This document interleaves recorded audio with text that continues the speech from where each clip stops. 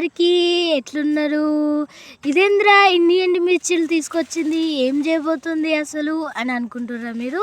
ఇన్ని డౌట్లు అవసరం లేదండి, నేనే చెప్తా ఏం చేస్తున్నానో. నేను ఇవాళ అయితే మనం కారం పొడి కొట్టబోతున్నాం ఇన్ని ఎండుమిర్చిలతోని. బాగా ఆకలేస్తున్నప్పుడు, ఇంట్లో ఎలాంటి కూరలు లేనప్పుడు, లేకపోతే ఇష్టం లేని కూరగాయలు వండినప్పుడు అయితే తినబుద్ధి కాదు కదా.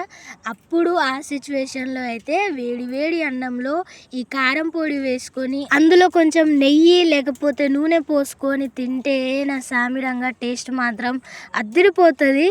ఆ సిచ్యువేషన్లో మాత్రం ఎలాంటి చికెన్లు మటన్లు కూరగాయలు కూడా మనకు గుర్తురావు. అప్పుడు ఆ కారం పొడి మనకి అమృతంలా అనిపిస్తుంది. సో చూసేద్దామా ఈ కారం పొడిని ఎలా ప్రిపేర్ చేసుకోవాలో.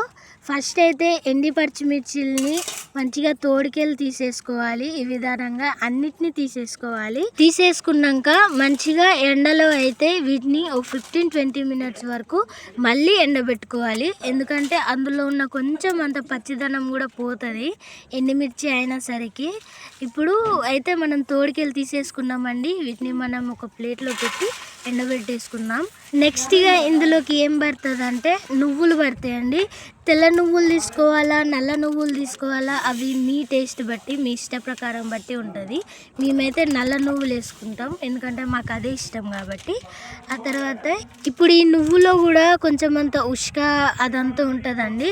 వాటిని అయితే మంచిగా చెరిగేసుకోవాలి. ఇవన్నీ తీసేసుకుందాం మనం. నెక్స్ట్గా ఇందులో వచ్చే ఇంగ్రీడియంట్ ఏంటి అంటే శనక్కాయలు. శనక్కాయలు ఎన్ని తీసుకోవాలి అన్న డౌట్ కూడా ఉంటుంది చాలా మందికి. అయితే ఎక్కువ అవసరం లేదండి. ఇప్పుడు నేను చూపించిన ఎంత కటోర్లో నేను ఎన్ని శనక్కాయలు తీసుకున్నానో అన్నీ తీసుకోండి. మిరపకాయలు వచ్చేసి నేనైతే 1/2 కిలో అన్ని మిరపకాయలు తీసుకున్నా. ఆ తర్వాత నువ్వులు వచ్చేసి 500 గ్రామ్ నువ్వులు తీసుకున్నా. ఇప్పుడు నువ్వులను అయితే మనం మంచిగా ఫ్రై చేసుకోవాలి. ఎక్కువసేపు వరకు ఫ్రై చేసుకోవద్దు, ఎందుకంటే ఇవి నల్ల నువ్వులు కదా, మనకి తెలియదు మారుతున్నాయో లేదో అనేసి. అందుకే కొంచెంసేపు వరకు అయితే మంచిగా స్మెల్ వచ్చే వరకు ఫ్రై చేసుకోవాలి. స్మెల్ రావడం అయితే స్టార్ట్ అయిపోయింది. నేనైతే ఇక దించేసుకుంటున్నా. ఒక పళ్ళెంలో వేసేసుకొని ఆరబెట్టుకోవాలి, ఇది ఇంపార్టెంట్. నెక్స్ట్ ఇక పల్లీలు కూడా నువ్వుల్లాగానే సేమ్ వేలోనే వేయించేసుకోవాలి. ఎక్కువసేపు వరకు వేయించవద్దు.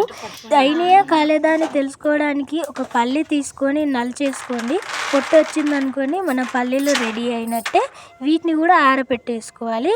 ఇక నెక్స్ట్ మనం ఉప్పుని కూడా ఫ్రై చేసుకోవాలి. ఇదేంది కొత్తగా ఉప్పుని ఫ్రై చేస్తుంది అని అనుకుంటున్నారా? ఇలా చేస్తారండి. మీకు తెలిస్తే కామెంట్ చేయండి, మీరు కూడా ఎలా చేస్తారో. ఉప్పుని ఫ్రై చేయడం వల్ల అయితే కారం పొడికి తడిదనం అన్నది రాదు ఎన్ని రోజులకైనా. నెక్స్ట్ ఇక మనం మిరపకాయల్ని అయితే ఫ్రై చేసేసుకుందాం. ఈ టైంలోనే ఇక ఇందులో జీలకర్ర, కొంచెం అంత మంచి నూనె అవన్నీ వేసుకొని ఫ్రై చేసుకోవాలి. ఎక్కువసేపు ఫ్రై చేసుకోవద్దు. కలర్ చూస్తున్నారు కదా.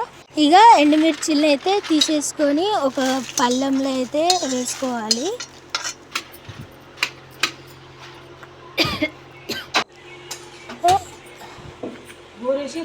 ఇప్పుడు మనకైతే కారం పొడికి అన్నీ రెడీ అయిపోయినాయి. ఎండుమిర్చి, నువ్వులు, ఎల్లిపాయలు, ఇంకా వేయించిన పల్లీలు. ఇప్పుడైతే మనం ఇక కారం పొడి నూరేసుకుందాం. మన ఈ రోల్ అయితే చాలా ఇయర్స్ పాతది. ఇది చాలా ఇయర్స్ వరకు అయినా కూడా ఇదైతే ఇంకా అలానే కొత్తగా మస్తున్నది.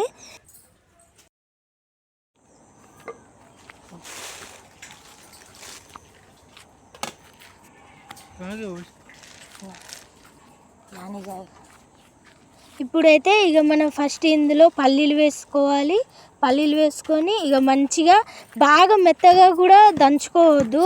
పల్లీలు ముక్కలు అయ్యేదాకా, చెక్కలు అయ్యేదాకా అయితే మంచిగా కొంచెం అలా దంచేసుకొని ఒక ప్లేట్లో తీసేసుకోవాలి.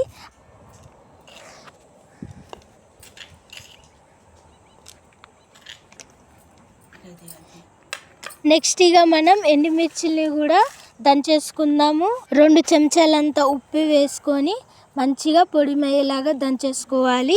వాటి గింజలు కూడా దనిగేలాగా దంచుకుందాము.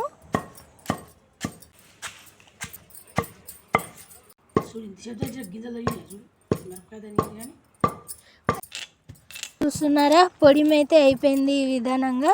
ఇప్పుడు ఇందులో మనం ఎల్లిపాయలు కూడా వేసుకుందాము. ఎల్లిపాయలు పొట్టు తీయనక్కర్లేదు, అలానే డైరెక్ట్గా కూడా వేసుకోవచ్చు. కొంచెం అంత జీలకర్ర తీసుకొని కూడా అందులో వేసుకొని దంచేసుకోవాలి.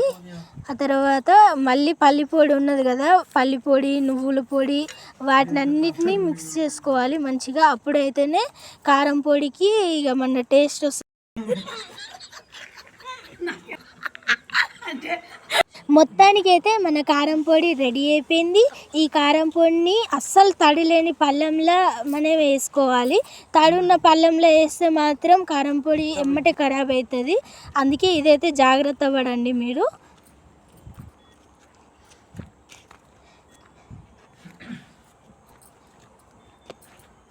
ఇప్పుడు ఈ కారం పొడిని అయితే మంచిగా ఒక ప్లాస్టిక్ డబ్బాలో తడి లేకుండా ఉన్న దాని డబ్బాల్లో స్టోర్ చేసుకోవాలి.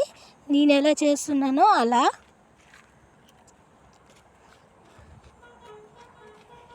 సో ఫైనల్గా అయితే మన కారం పొడి రెడీ అయిపోయింది.